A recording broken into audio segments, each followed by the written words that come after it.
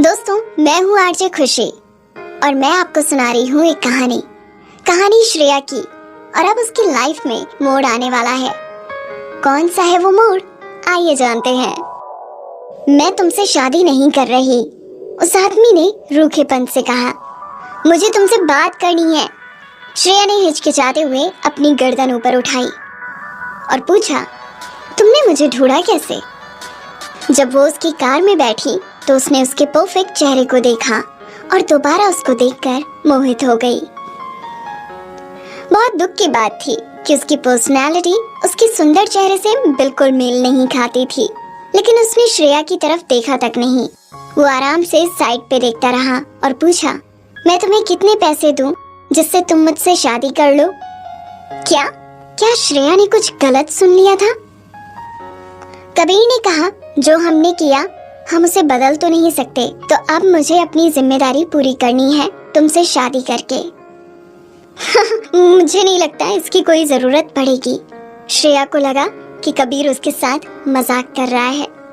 उसने एकदम से अपनी गर्दन श्रेया की तरफ घुमाई, जैसे वो जानता हो कि वो क्या सोच रही है, और बोला, मैं मजाक नहीं कर रहा, मुझे तुमसे सच में शादी करनी है। अगर तुम हाँ कहो तो हम अभी के अभी शादी कर सकते हैं। मेरी सलाह मानो तो इस मौके को हाथ से जाने मत दो। श्रेया को कुछ समझ नहीं आया कि वो क्या बोले। वो जोर जोर से हंसने लगी। ये इंसान ऐसे बात कर रहा था जैसे उससे शादी करना कोई बहुत बड़ी बात थी। लेकिन वो देवेश कपूर नहीं था, जो कि असल में उसी का छोटा भाई था। अगर वो उससे शादी कर पाती तो जरूर उसको अपना नाम बाहर लाने के लिए इतनी मेहनत नहीं करनी पड़ती। तुमसे शादी करके मुझे क्या फायदा होगा? श्रेया ने कहा। श्रेया की आंखों को देखकर कबीर को बहुत गुस्सा आया। उसने कहा, अगर तुम मेरी पत्नी होगी तो मैं तुम्हारे सारे खर्चे उठा सकता हूँ, मैं तुम्हें रहने की जगह दे सकता हूँ। अगर तुम्हारा कोई बॉयफ्रेंड वगैरह है या कोई है जिसे तुम पसंद करती हो, तो मैं तुम्हें हमारा डिवोर्स होने पर इतने पैसे दूंगा कि कोई भी आदमी तुम्हें नीची नजरों से ना देख सके। और तो और, तुम्हें कोई परेशानी हो तो मैं उसको भी दूर कर सकता हूँ। भरोसा करो, ये तुम्हारे लिए हर तरीके से फायदेमंद ही है। तुम्हें अपने डिसीजन पर पछतावा नहीं होगा। पहले कबीर की शुरुआती बातों को सुनकर श्रेया को लगा कि अब ज्यादा ही मजाक हो रहा है, लेकिन जब उसने आखिरी शर्त सुनी तो वो थोड़ा सा सोचने लगी। बेशक अगर वो कबीर से शादी कर लेती है तो उसको दोबारा उस सिंघानिया परिवार में जाना नहीं पड़ेगा और उस पागल राघव से शादी नहीं करनी पड़ेगी। लेकिन क्या ये सचमुच उसकी मदद कर सकता था? तो तुम्हारा मतलब है कि हम आखिर डिवोर्स ही लेंगे? श्रेया ने पूछा। वो अभी से डिवोर्स के बारे में सोच रही थी, लेकिन वो सही थी, क्योंकि ये शादी उसके हिसाब से हो रही थी, तो आने वाले वक्त में होने वाली बातों को वो इग्नोर नहीं कर सकती थी। कबीर ने हाँ में अपना सिर हिलाया। हाँ, मैं तुम्हें डिवोर्स दूंगा, लेकिन तब तक तुम्हें मेरे साथ कोऑपरेट करना होगा। मैं कोई सही बहाना ढूंढ लूंगा तुम्हें तलाक देने का, और मैं पूरी कोशिश करूंगा कि हमारी इज्जत पर कोई फर्क ना पड़े। लेकिन हाँ, मैं तुम्हें याद दिला दूं कि हम एक कॉन्ट्रैक्ट साइन करेंगे। तुम उसके अलावा और कोई फायदा नहीं ले सकती। तुम बहुत रूड हो, मुझे तुमसे और कोई फायदा नहीं चाहिए। श्रेया की पेशेंस खत्म हो गई थी। कबीर ने अपनी गाड़ी का दरवाजा खोलते हुए कहा, हमें इस शादी में किसी मैनर्स की जरूरत नहीं है। ऐसा तो है नहीं कि हमें सारी जिंदगी साथ रहना है, लेकिन क्या तुम श्योर हो कि हम पक्का शादी कर रहे हैं? तुम जानते हो कि हम बस मिले ही हैं, एक दूसरे को बिल्कुल भी नहीं जानते समझते। श्रेया अभी भी कुछ समझ नहीं पा रही थी। उसे अभी भी भरोसा नहीं हो रहा था। कबीर ने उसे घूरते हुए कहा, और क्या जानना बाकी है एक दूसरे के बारे में? मैं तुम्हारे शरीर के हर हिस्से, हर कोने के बारे में सब कुछ जानता हूँ। तुम? श्रेया गुस्से में लाल हो गई। उस रात के बारे में सोचने भर से। वो सिर्फ मेरे अकेले की गलती नहीं थी, मैं पहले भी तुम्हें समझा चुकी हूँ। आखिर थी तो वो एक लड़की ही। उसने गुस्से में कबीर को घूरा, लेकिन उसके चेहरे के भाव नहीं बदले। उसका चेहरा वैसा का वैसा था, जिससे श्रेया को और भी ज्यादा गुस्सा आ रहा था। कबीर ने मुड़कर देखा और बोला, ठीक है, मैं दोबारा ये सब बीच में नहीं लाऊंगा। और हाँ, मैं ये भी जानता हूँ कि शादी कोई छोटी बात नहीं है। मेरी पत्नी के नाते मैं वादा करता हूँ कि मैं तुम्हें इज्जत दूंगा और हमारी जिंदगी जितनी हो सके उतनी सुकून भरी बनाऊंगा। मैं इस शादी में तुम्हें फंसाना नहीं चाहता, सिर्फ इसलिए मैंने ये डिसीजन लिया है। मैं इसको सच में सीरियसली लूंगा। कबीर के फेस पर एक तरह की शांति थी, कुछ बहुत ही अच्छा था। शायद यही वो बात थी जिसकी वजह से श्रेया को लगा कि उससे शादी करना इतना बुरा आइडिया भी नहीं है। उसने बिना कुछ बोले हाँ में सिर हिलाया। कबीर ने चैन की सांस ली। उसने ड्राइवर को गाड़ी स्टार्ट करने का इशारा दिया। शादी की रस्में बहुत जल्दी निपट गईं। बिना प्यार किए शादी करना बस एक कॉन्ट्रैक्ट पे साइन करने जैसा था। बाहर ड्राइवर गाड़ी से उतर कर आया और अपना सिर झुकाए हुए उसने बहुत खुश होकर कहा, मैम प्लीज आइए, और उसने कार का दरवाजा खोला। श्रेया ने सर हिलाया। उसे अभी भी मैडम सुनने की आदत नहीं थी। उसके दूसरी तरफ वो इंसान जिसके चेहरे पर शुरुआत से अब तक कोई एक्सप्रेशन नहीं था, उसके पास से हटकर गाड़ी के पास जाकर खड़ा हो गया।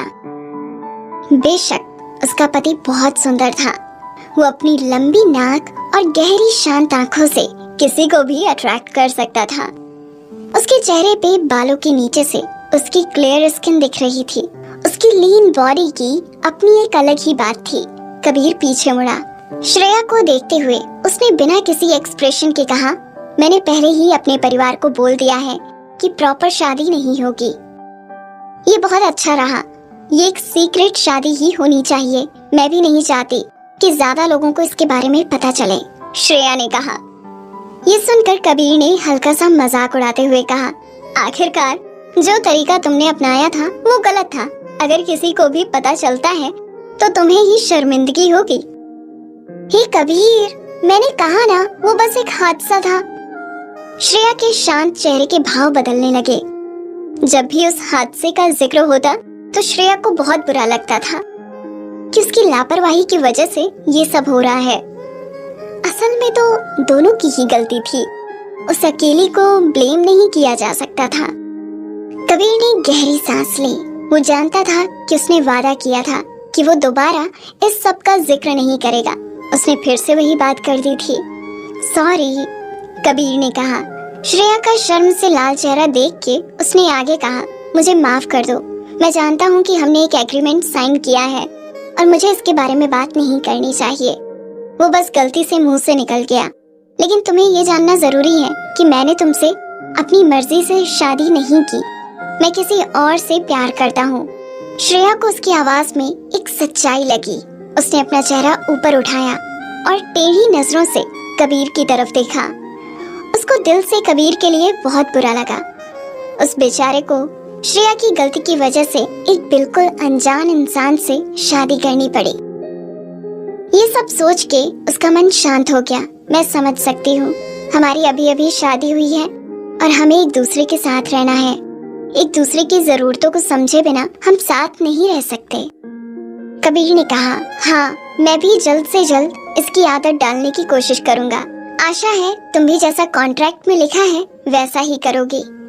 श्रेया ने कहा, चिंता मत करो, मैं एक प्रोफेशनल एक्ट्रेस हूँ। मैं हमारे कॉन्ट्रैक्ट को सीरियसली लूंगी। मैं कपूर फैमिली के सामने ऐसे रहूंगी जैसे मैं तुमसे बहुत प्यार करती हूँ। मैं अपना रोल बखूबी निभाऊंगी और मैं आशा करती हूँ कि तुम भी हमारे कॉन्ट्रैक्ट का पालन कर सकोगे। ये एक नकली शादी है, सिर्फ एक समझौता। बेहतर होगा कि अगर हम एक दूसरे से कोई शारीरिक संबंध ना बनाएं। कबीर ने हामी जताते हुए कहा, जरूर, लेकिन तुम्हें भी ये पता होना चाहिए कि हमें साथ रहना होगा ताकि मेरे परिवार वालों को कोई शक ना हो। श्रेया बोली, जरूर, मैं समझती हूँ। मैंने कहा था मैं तुम्हारा साथ दूंगी जब तक तुम मेरी जिंदगी में दखल नहीं दोगे। चिंता मत करो, मैं कभी भी ऐसी लड़कियों में इंटरेस्टेड नहीं था जिनको ढंग से रहना तक नहीं आता, जिनमें जरा भी मैनर्स ना हो। कबीर ने श्रेया की तरफ देखकर कहा, हाँ, ये अच्छा है। ना ही मुझे उन पुरुषों में दिलचस्पी है जो भेड़ की खाल में भेड़िए होते हैं, जिनको बिस्तर में कुछ करना नहीं आता सिवाय जोर जबरदस्ती के और अपनी शक्ति इस्तेमाल करने के। श्रेया ने बिना डर के कहा। कबीर की शक्ल पर गुस्से के बादल छा गए। जब उसने श्रेया को देखा तो गुस्से से उसकी आंखें जल गईं। श्रेया का इस तरह से उसके बारे में बोलना उसको बेइज्जती करना बिल्कुल भी ठीक नहीं लगा। श्रेया की लाइफ में ये कॉन्ट्रैक्ट क्या क्या अड़चने लाता है, ये जानने के लिए सुनते रहिए मुझे यानी आरजे खुशी को।